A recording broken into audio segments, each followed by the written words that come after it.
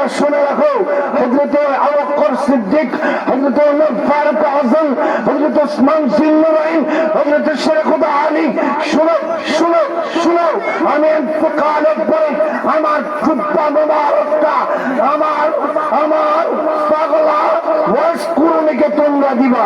জোরে কর না মারহাবা। ওই কানার দলে কয় ওলি আল্লাহ নাই, জোরে কর না, কে কানার দলে কয় ওলি আল্লাহ নাই। এদের দাঁত ভাঙ্গার জবাব দিতে চাই। আপনারা বলুন, ওয়াস আল কুরুনি কি সাহাবী না ওলি? জোরে কোন সাহাবী না ওলি? তাহলে আমার নবীর সিদ্ধান্ত, আমার নবী জানেন আমার পরে খাতামুন নবিয়্যিন লা নাবিয়্যা বাদা, আমি নবী হচ্ছি শেষ নবী, আমার পরে আর কোন নবী আসবে না। এই ওয়াস আল কুরুনিকে আমার জুব্বাটা দিয়ে প্রমাণ করে দিলেন উহুদের ময়দানে। একটা জন কি পঞ্চায়েতের দাঁত মোবারক কি নবীজির আহত হয়েছে, যখন হয়েছে না, তিনি চিন্তা করলেন কোন দান্ত মোবারকটা জানি শহীদ হয়েছে। একটা নয়, দুইটা নয়, 10টা নয়, 20টা নয়, 21টা নয়, 26। আপনারা কেমন আছেন? আলহামদুলিল্লাহ, সকলের দোয়ায় আমিও ভালো আছি। ভালো রাখার মালিককে আরো আসতে বলেন, মালিককে, যিনি আমাদের খালেক, যিনি আমাদের মালিক, যিনি আমাদের সৃষ্টিকর্তা, ওই আল্লাহর প্রশংসা করতে রাজি আছি না নাই? জোরে বলুন, রাজি আছি না নাই? আপনারা কি থাকবেন না ভাগবেন? কেউ বিশৃঙ্খলা করবেন না। আমি 2-4টি কথা বলতে চাই, আপনারা যদি ভালো লাগে অ্যাকসেপ্ট করবেন, আর যদি খারাপ লাগে দরকার নাই। আমরা রাজি আছি না নাই শুনতে? শুরুতে শুকর আদায় করছি যে মহান রব্বে করিম আজকের এই আজমুল শান এই উরুসে পাকে আসার বসার তৌফিক দান করেছেন। মহান রব্বে করিমের দরবারে শুকর আদান করি আলহামদুলিল্লাহ। আরো আসতে বলেন আলহামদুলিল্লাহ।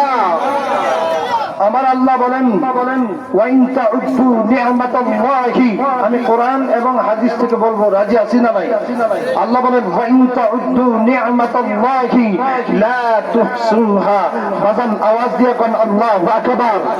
আল্লাহ বলেন আমি যে তোমাদেরকে নিয়ামত দিয়েছি বান্দা, এ বান্দা তোমরা আমার কোন কোন নিয়ামতকে অস্বীকার করো। জোরে কোন আল্লাহু আকবার। যে আমি তোমাদেরকে যে নিয়ামত দিয়েছি তোমরা তা বর্ণনা করে গণনা করে শেষ করতে পারবা না। জোরে বলেন, কি শেষ করতে পারবো? এই জন্য মহান রব্বে কারীমের শুকর সুযোগ আমরা করতে রাজি আছি না নাই?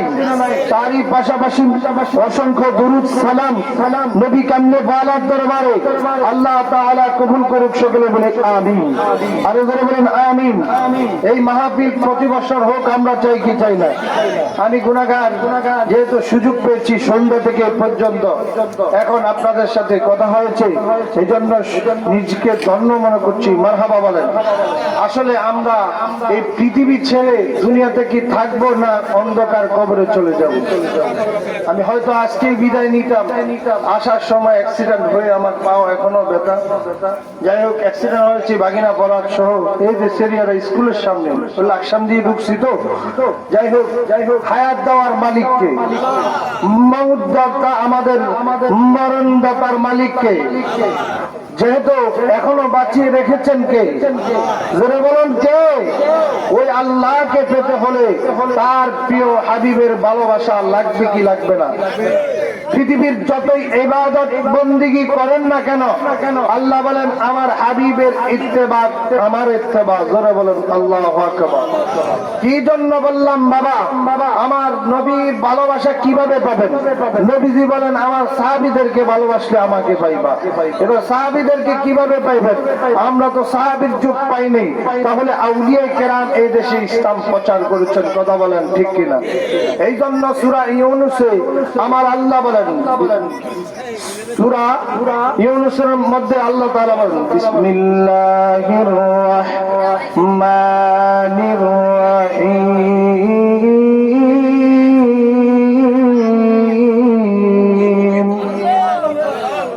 আলা ইন্না আউলিয়া আল্লাহি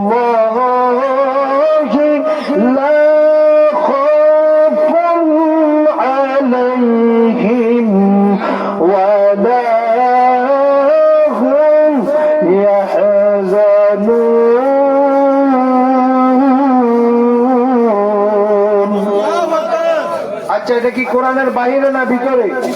জোরে বলেন। একদল আলেম নামে জাহেল, একদল মানুষ আছে তারা বলে ওলি আল্লাহ পৃথিবীতে নাই। কথা বলেন ঠিক কিনা? আবার বলে নবীর যুগে ওলি আল্লাহ ছিল কিনা।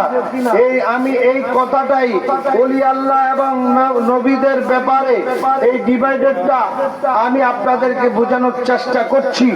এই 2-4 মিনিটে আমরা শুনতে রাজি আছি না নাই? যারা বলে ওলি আল্লাহ এই পৃথিবীতে নাই তাদেরকে আমি জানান দিতে চাই, কোরআনুল কারীম থেকে এবং হাদিস থেকে আমরা শুনতে রাজি আছি না নাই? কারণ চাইলে একজন শ্রমিক, একজন রিক্সা চালক